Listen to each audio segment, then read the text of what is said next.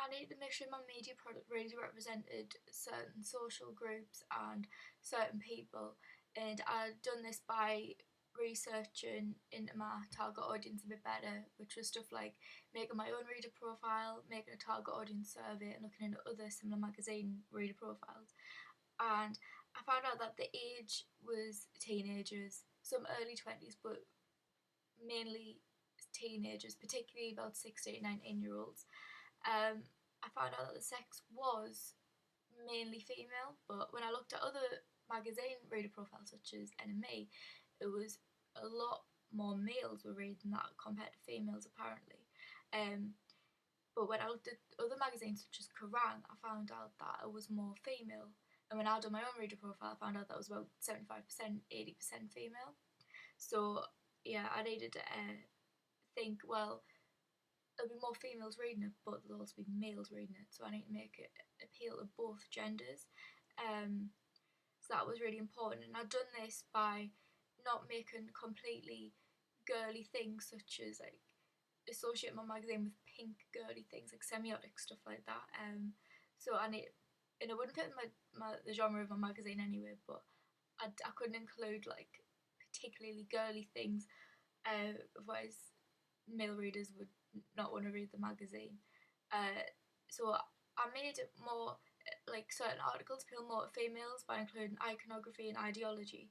And I did this by including, say, oh, there's a poster of this band or this artist who girls might find appealing, so they might pick up my magazine. And I relayed this back to myself because I thought, well, who would I want to see in an issue of Kerrang? Because I read Kerrang nearly every week, really. I buy it all the time. And it just depends who's in that issue of Kerrang. For example, I have issue of Kerrang here, and it just depends who's in the issue. For example, like that poster appeals to me because I like that band. I like both people in that band. So I thought, well, yeah, I'll buy the magazine. It's stuff like that. It says at the bottom here of the magazine what bands are in it, and I saw that and I saw that, and I thought like they really appeal to me.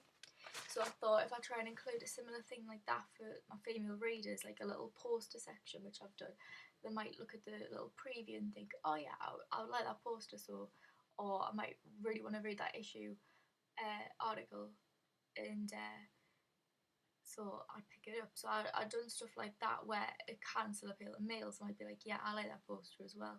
I like that band, so yeah, I might get it. So it's stuff like that where I wasn't just particularly female stuff. So that's how I attracted in certain sexes. Race and religion, that didn't really have anything to do with my magazine. Vocation, like I say, a lot of my target audience is teenagers, so that means they'll be at school, college, university. So really, they probably won't have a job. If they do, it'll be a part-time job. And thinking about vocation, that also made me think about price. And I thought, well, it can't be too expensive because they probably don't have a job, so I can't make it too expensive. And another thing that made me think of price was thinking of social class, and my social class was C1, C2, and D. So it wasn't.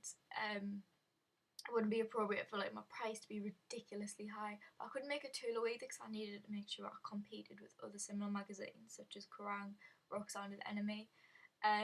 So I thought my price was just reasonable. But it was a similar price to what Kerrang offer anyway. So I thought it was probably a good price to make a magazine. Nationality would be mainly like British because it would be a British magazine. And also I needed to think of social groups. Um, like my readers might be associated with a particular social group or they belong to a certain social group. And people would think, for example, like Enemy think kind of indie rock. So you might think like, oh, they're indie kids kind of thing. Or if it was a punk magazine, people would think, oh, they're punks.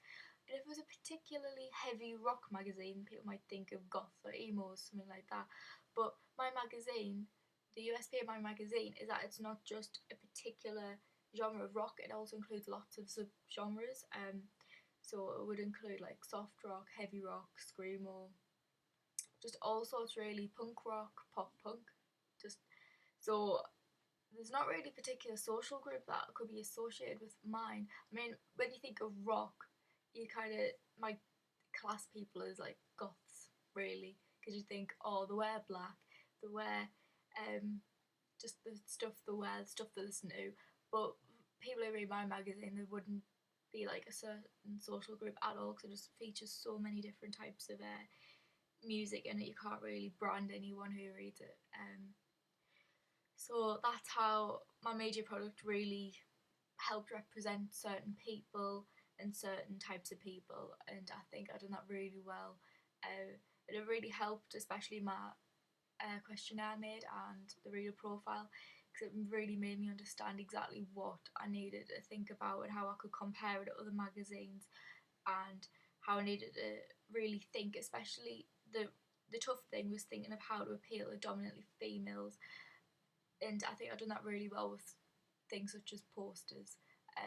So overall, I think I really appeal to the types of people who really like would be attracted to my magazine. So yeah, I think I've done that okay.